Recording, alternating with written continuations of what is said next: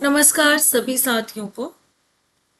स्वागत है आपका टीजीटी हिंदी एकेडमी में, जहां पर हम टीजीटी हिंदी की तैयारी कर रहे हैं। और आज की ये दूसरी क्लास है जिसमें हिंदी साहित्य इतिहास की परंपरा और आदिकाल को हम पूरा करने वाले हैं। ठीक है, ये मेरे नोट्स हैं खुद के बनाए हुए, राइटिंग पर मत जाइएगा, हम कंटेंट पर ध्यान देंगे। ठीक है, कि कंटेंट हमारा अच्छा होना चाहिए, हमारी तैयारी अच्छी होनी चाहिए। ठीक है, सबसे पहले जब बात करते हैं कि साहित्य क्या है, तो साहित्य जो है कवि लेखकों की समकालीन परिस्थितियों का दर्पण प्रस्तुत करता है। यानी कि एक विशेष काल में जो कुछ भी घटित हो रहा है उसका प्रभाव साहित्य पर पड़ता है। तेन एक विद्वान रहे हैं जिनके अनुसार साहित्य का विकास तीन बातों पर निर्भर करता है। एक तो जाति, दूसरा वातावरण और तीसरा क्षण। ठीक है, अब बात करें कि इतिहास जब लिखना शुरू किया रचनाकारों ने, किसी का ध्यान गया कि जो है हम क्या प्रचलन था, क्या प्रवृत्तियां थी किसी विशेष काल की, तो उन्हें जो है संकलित किया गया। यानी कि साहित्य का इतिहास की जानकारी देने के उद्देश्य से जो है पुरानी रचनाओं का संकलन शुरू किया गया। ठीक है, तो इस आधार पर कितने तरीकों से जो है साहित्य को जोड़ा गया। तो सबसे पहली साहित्य के जुड़ने की पद्धति कहलाती है वर्णानुक्रम पद्धति, जिसमें कवियों के नामों के वर्णों के क्रम में जो है साहित्य को लिखा जाता है। यानी कि जैसे ए नाम वाले सभी कवि एक साथ, बी नाम वाले एक साथ, सी से जिनका नाम है उन कवियों को एक साथ रखना।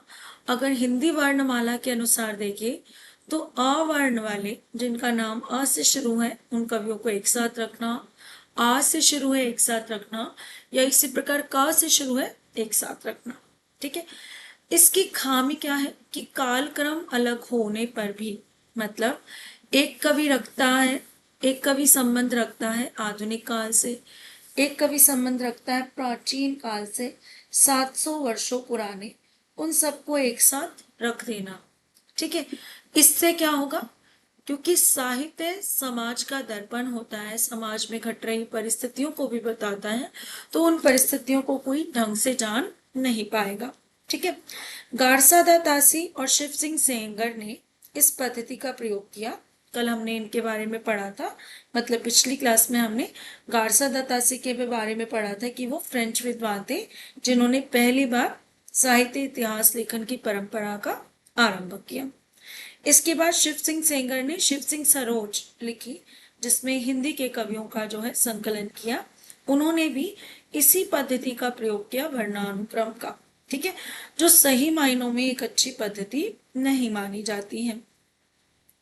दूसरा जो तरीका है काला अनुक्रम से लिखना, यानी कि इतिहास के कालक्रम व तिथि के अनुसार लेखकों का वर्णन करना, जन्म तिथि को आधार बनाकर कि जो है कोई व्यक्ति जो है अगर 1990 में पैदा हुआ है, मतलब कवि, तो 1990 के कवियों को एक साथ रख देना, इसकी भी कमियां हैं। ठीक है, इसमें जो है फिर से परिस्थितियां नहीं पता चलती।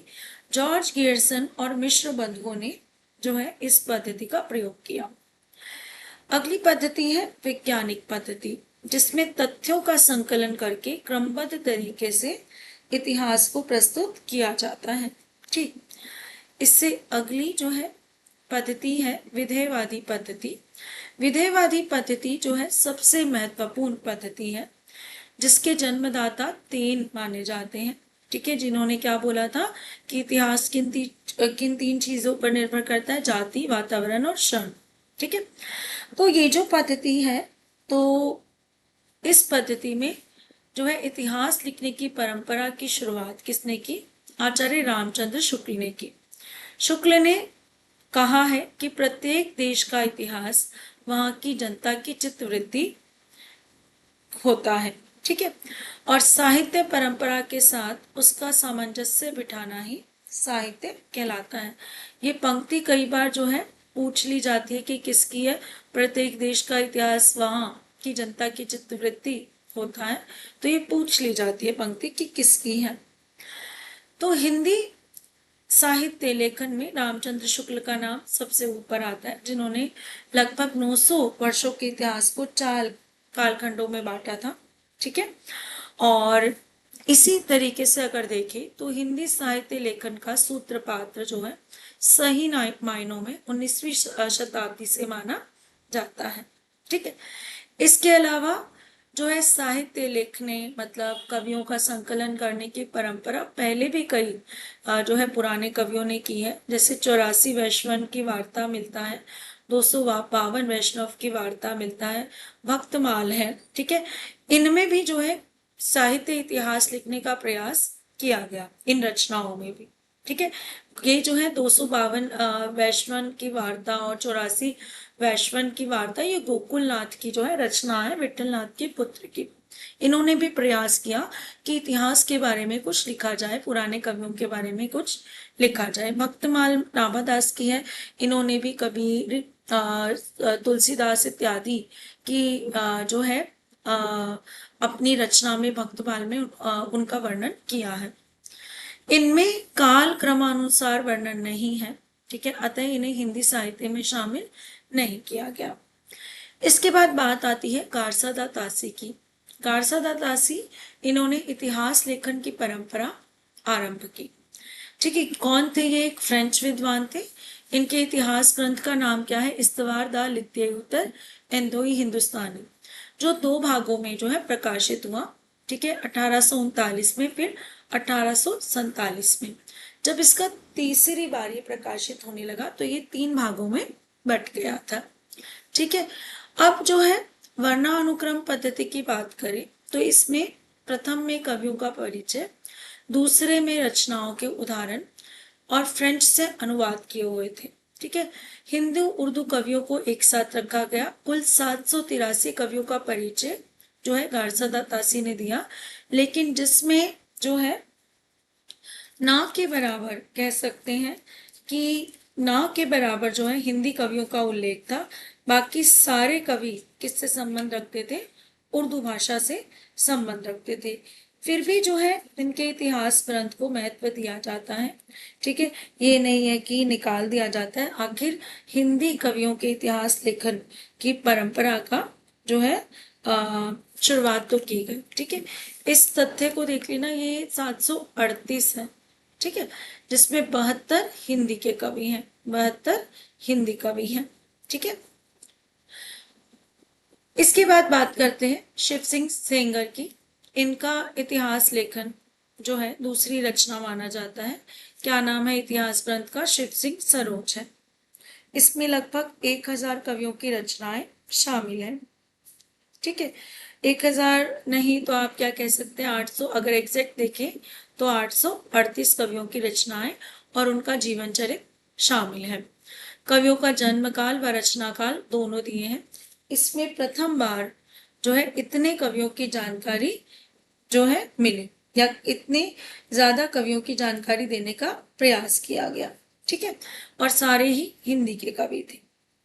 अगली बात करें तो सर जॉर्ज गियर्सन की बात करें। इनके इतिहास ग्रंथ का नाम क्या है? The modern vernacular literature of Hindustan.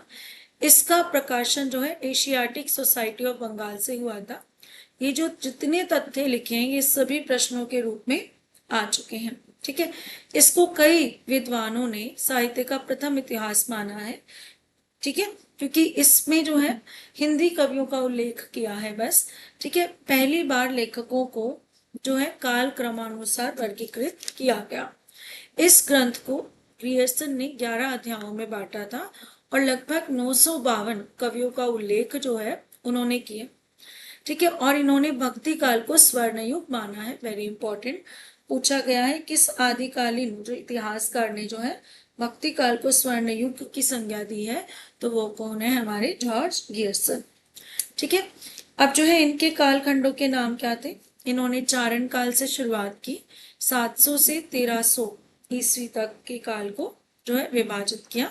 जायसी की प्रेम कविता, ठीक है, मुगल दरबार, रीति काव्य चौथा, ठीक है, 18वीं शताब्दी, महारानी विक्टोरिया, 15वीं शताब्दी का धार्मिक पुनर्जागरण, ब्रज का कृष्ण संप्रदाय, तुलसीदास के अन्य परवर्ती, और कंपनी के शासन में हिंदुस्तान। तो 11 जो है इन्होंने का जो है भागों में जो है इतिहास ग्रंथ को बांटा। इसके बाद बात करें मिश्र बंधु की। ये 3 भाई थे, इनका नाम पूछ लिया जाता है कई बार, सुखदेव बिहारी, श्याम बिहारी और गणेश बिहारी मिश्र। ठीक है, इनका ग्रंथ 4 भागों में विभाजित हुआ। ठीक है, इसमें जो है लगभग 5000 कवियों का उल्लेख जो है इन्होंने किया है। पहली बार काल विभाजन का समुचित प्रयास किया। ठीक है, और 8 भागों में जो है अपने इतिहास ग्रंथ को बांटा है। ठीक है, क्या नाम दिया है इन्होंने? प्रारंभिक काल 700 से 1483 ईस्वी, उत्तर आरंभिक काल 1344 से 1444 विक्रम संवत, ईस्वी नहीं सॉरी विक्रम संवत। माध्यमिक काल की संज्ञा दी। ठीक है, उसके बाद प्रौढ़ माध्यमिक काल की संज्ञा दी, अलंकृत काल की संज्ञा दी, और फिर उत्तर अलंकृत काल की संज्ञा दी। ठीक है, ठीक है, प्रारंभिक काल आदिकाल से संबंधित है, भक्ति काल से संबंधित माध्यमिक काल है, अलंकृत काल क्या है? रीति काल है, परिवर्तन और वर्तमान काल आधुनिक काल से संबंध रखते हैं। ठीक है, आचार्य जो रामचंद्र शुक्ल का काल विभाजन जो एक सर्वमान्य काल विभाजन माना जाता है। ठीक है, तो इसकी बात करें अगर, तो इस ग्रंथ को जो है इन्होंने 1929 में हिंदी साहित्य का इतिहास नामक ग्रंथ जो है इसका नाम रखा। ठीक है, अच्छा, पहले ये ग्रंथ जो है हिंदी शब्द सागर एक वृहद इतिहास ग्रंथ था, उसकी भूमिका में लिखा गया था। बाद में इसे जो है स्वतंत्र रूप से प्रकाशित कराया गया। इस हिंदी इतिहास का ग्रंथ को जो है हिंदी साहित्य का प्रस्थान बिंदु कहा जाता है। ठीक है, अब इस इतिहास ग्रंथ में युगीन परिस्थितियों, प्रवृत्तियों, कवि की रचना की साहित्यिक विशेषताओं पर जो है हर तरीके से जो है आलोचनाएं और जो है इन सब बातों का ध्यान रखा गया। तो 900 वर्षों के इतिहास को 4 खंडों में बांटा। सबसे पहले आदिकाल, जिससे रामचंद्र शुक्ल ने वीर गाथा काल की संज्ञा दी। इसकी समय सीमा संवत में याद करनी है आपको, अगर ईस्वी में पूछी जाए तो कन्वर्ट करेंगे 57 वर्ष घटाकर। संवत 1050 से 1375 आदिकाल यानी वीर गाथा काल की जो है समय सीमा। पूर्व मध्यकाल जिसे भक्ति काल कहा गया, ये 4 शाखों में बांटा, निर्गुण और सगुण, फिर जो है निर्गुण को संत और सूफी में, ठीक है, या ज्ञानाश्राई और प्रेमाश्राई में, और सगुण को कृष्ण काव्य और राम काव्य में। ठीक है, कृष्ण काव्य और राम काव्य में। उत्तर मध्यकाल रीतिकाल की संज्ञा दी, जिसमें रीतिबद्ध, रीतिसिद्ध और रीति मुक्त कवियों को बांटा। इसकी समय सीमा कई बार पूछी गई है, 1700 से 1900 विक्रम संवत। आधुनिक काल जिसे गद्य काल की संज्ञा दी जाती है, जिसमें गद्य की विभिन्न विधाओं का जो है आरंभ होता है, विकास होता है। ठीक है, तो यहाँ पर जो है 1900 से 1984 विक्रम संवत आधुनिक काल की समय सीमा मानी जाती है। ठीक है, इन्होंने सिद्धो नाथों के साहित्य को सांप्रदायिक कहकर साहित्य से बाहर रखा। ये महत्वपूर्ण तथ्य है कि इस इतिहासकार ने जो है सिद्धों के साहित्य और नाथों के साहित्य को जो है हिंदी साहित्य से बाहर रखा। ठीक है, तो वो कौन है? रामचंद्र शुक्ल। इन्होंने आदिकाल के तीसरे प्रकरण में वीरगाथा काव्य का विवेचन किया है।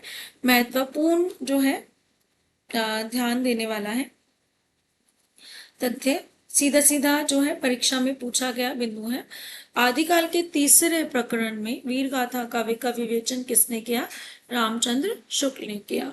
ठीक है, या आदिकाल के तीसरे प्रकरण में किसका विवेचन किया गया है? ऑप्शन दे दी जाएंगी, भक्ति काव्य, वीर गाथा काव्य इत्यादि। तो आपका उत्तर क्या होगा? वीर गाथा काव्य। ठीक है, इसके बाद आ जाते हैं राम कुमार वर्मा के इतिहास ग्रंथ के बारे में, जिसका नाम क्या है? हिंदी साहित्य का आलोचनात्मक इतिहास, 1938 से संबंध रखने वाला। इसका पहला भाग प्रकाशित हुआ 1938 में, लेकिन दूसरा भाग प्रकाशित ही नहीं हुआ। तो किस साहित्य इतिहासकार का इतिहास ग्रंथ का दूसरा भाग प्रकाशित ही नहीं हुआ? प्रश्न आया हुआ है, तो वो क्या है? डॉक्टर राम कुमार वर्मा।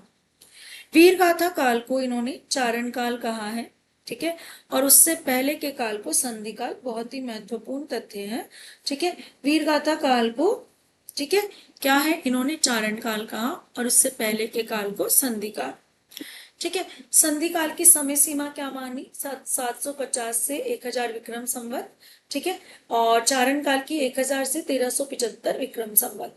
भक्ति काल की समय सीमा इन्होंने 1375 से 1700 मानी है, ठीक है, और रीति काव्य की 1700 से 1900 और आधुनिक काल की 1900 से अब तक। यानी कि बाकी 3 कालों की समय सीमा तो रामचंद्र शुक्ल के काल विभाजन जैसी है, लेकिन संधि काल और चारण काल का इन्होंने अलग कर दिया। इन्होंने स्वयंभू को हिंदी का पहला कवि माना है, ठीक है, ध्यान देंगे, स्वयंभू, जिनकी रचना पाउम चिड़ियों है, ठीक है। आचार्य हजारी प्रसाद द्विवेदी की बात करें तो इन्होंने 3 साहित्य ग्रंथ लिखे, हिंदी साहित्य की भूमिका, हिंदी साहित्य का उद्भव विकास और हिंदी साहित्य का आदिकाल, ठीक है, जिसमें से 2 रचनाएं जो है 1952 की है और एक जो है 1940 की है, ठीक है। साहित्य की भूमिका, हिंदी साहित्य की भूमिका 1940 की रचना है और बाकी दोनों जो है हिंदी साहित्य का आदिकाल और हिंदी साहित्य का उद्भव और विकास 1952 की रचनाएं हैं, ठीक है, ध्यान देंगे। इसके बाद इन्होंने वीरगाथा काल को आदिकाल दिया है नाम। देखो, आदिकाल को वीरगाथा काल किसने कहा, तो उत्तर आएगा रामचंद्र शुक्ल ने, ठीक है। अच्छा, वीरगाथा काल को आदिकाल की संज्ञा किसने की या आदिकाल को आदिकाल किसने कहा, तो हजारी प्रसाद द्विवेदी ने, ठीक है। ये माना हुआ प्रश्न है, कई बार पूछा गया है। इन्होंने सिद्धों और नाथों का वर्णन करके कबीर पर उनका प्रभाव दिखाया कि कबीर पर जो है सिद्धों और नाथों का प्रभाव पड़ा है, ठीक है। बार बार बोल रही हूँ, जितने भी तथ्य हैं वो बिल्कुल सटीक तथ्य हैं, ऐसे के ऐसे ही आपको याद करने हैं और सारे ही परीक्षा उपयोगी हैं, ठीक है। अच्छा, इसके बाद जो है इनके अनुसार भक्ति काल जो है सहज विकसित रूप है, यानी कि जैसे रामचंद्र शुक्ल ने जो है आक्रमणों को माना, ठीक है, और जो है इनके अनुसार भक्ति काल जो है सहज विकसित रूप से, जैसे विकसित होना था वैसे विकसित हुआ। हिंदी इतिहास की नींव का पत्थर किसे माना जाता है, तो वो माना जाता है the modern vernacular literature of Hindustan ग्रंथ को, जो किसका है, वो गियर्सन का ग्रंथ है, ठीक है। आगे बात करते हैं हमारे इतिहास के मुख्य ग्रंथकार, ठीक है। तो जो मुख्य ग्रंथकार हैं उनको देखिए, तो सबसे पहले इस्तवार दा लित्योत्तर एंदोई हिंदुस्तानी की बात करें तो इतिहास ग्रंथ किसका है, गारसा दा तासी का है, ठीक है। शिव सिंह सरोज किसका है, शिव सिंह सेंगर का है। The modern vernacular literature of Hindustan किसका है, जॉर्ज गियर्सन का। मिश्र बंधु विनोद किसका है, मिश्र बंधुओं का, श्याम शुभ और कौन है, गणेश बिहारी। हिंदी साहित्य का इतिहास 1929 रामचंद्र शुक्ल, बहुत ही महत्वपूर्ण। हिंदी साहित्य का आदिकाल, हिंदी साहित्य की भूमिका और उद्भव और विकास आचार्य हजारी प्रसाद द्विवेदी के हैं 3 इतिहास ग्रंथ। हिंदी साहित्य का वैज्ञानिक इतिहास गणपति चंद्र गुप्त जी का है। हिंदी साहित्य का अतीत विश्वनाथ प्रसाद जी का। उत्तर भारत की संत परंपरा परशुराम चतुर्वेदी संत, ठीक है। राजस्थानी भाषा और साहित्य डॉक्टर मोतीलाल मेनारिया। राजस्थानी पिंगल साहित्य मोतीलाल मेनारिया। कविता कौमुदी राम नरेश त्रिपाठी। हिंदी साहित्य और संवेदना का विकास राम स्वरूप चतुर्वेदी। हिंदी साहित्य का वृहत इतिहास किसके द्वारा लिखा गया, नागरी प्रचारणी सभा द्वारा लिखा गया, जो कितने भागों में विभाजित था, ये 16 खंडों में विभाजित था और हर एक खंड का जो संपादन अलग अलग इतिहासकार ने किया है, ठीक है। इसके बाद जो है 16 खंड लिख लेते हैं, याद रख लेते हैं। हिंदी साहित्य का दूसरा इतिहास बच्चन सिंह। हिंदी भाषा और साहित्य का विकास अयोध्या सिंह उपाध्याय हरिओर, ठीक है। हिंदी साहित्य का आधा इतिहास और कर ले, वो किसका है, सुमन राज्य का। इसके बाद कालखंडों के नामकरण पढ़ते हैं आज, ठीक है। उसके बाद आज की क्लास ओवर करेंगे। वीरगाथा काल नाम किसने दिया आदिकाल को, रामचंद्र शुक्ल ने। चारण काल रामकुमार वर्मा ने और जॉर्ज गियर्सन ने भी चारण काल कहा है आदिकाल को। आदिकाल को आदिकाल नाम हजारी प्रसाद द्विवेदी ने। बीज वपन काल महावीर प्रसाद द्विवेदी ने कहा है। सिद्ध सामंत युग, युग जो है युग राहुल सांकृत्यायन ने कहा है। आरंभिक काल मिश्र बंधु, प्रारंभिक काल गणपति चंद्र गुप्त। ठीक है, भक्ति काल के नाम किस प्रकार रखे गए? माध्यमिक काल मिश्र बंधुओं ने कहा, भक्ति काल रामचंद्र शुक्ल, राम कुमार वर्मा और आचार्य हजारी प्रसाद द्विवेदी ने। पूर्व मध्य काल गणपति चंद्र गुप्त ने। रीति काल को रीति काव्य जॉर्ज गियर्सन ने। रीति काल रामचंद्र शुक्ल, राम कुमार वर्मा और हजारी प्रसाद द्विवेदी। श्रृंगार काल बहुत बार पूछा गया है कि रीति काल को श्रृंगार काल की संज्ञा किसने दी है? तो विश्वनाथ प्रसाद त्रिपाठी ने। कला काल भगीरथ मिश्र और रमाशंकर शुक्ल रसाल ने कहा है। अलंकृत काल मिश्र बंधुओं ने और अंधकार काल कहा है त्रिलोचन। आधुनिक काल को वर्तमान काल कहा मिश्र बंधुओं ने। गद्य काल की संज्ञा दी रामचंद्र शुक्ल ने। आधुनिक काल किसने कहा है? हजारी प्रसाद द्विवेदी ने। जो सर्वसम्मत जो है सभी के द्वारा माने गए नाम और समय सीमा है वो क्या है? आदिकाल नाम और समय सीमा 1000 ईस्वी से 1350 ईस्वी। भक्ति काल 1350 से 1650 ईस्वी। रीतिकाल 1650 से 1850 ईस्वी और आधुनिक काल 1850 से अब तक। ठीक है, तो ये थी आज की क्लास। तो उम्मीद क्लास अच्छी लगी होगी। चैनल को लाइक शेयर सब्सक्राइब करना मत भूलिएगा। कमेंट जरूर करिएगा, ठीक है, कि आप जो है किस विषय की तैयारी कर रहे हैं। Thank you so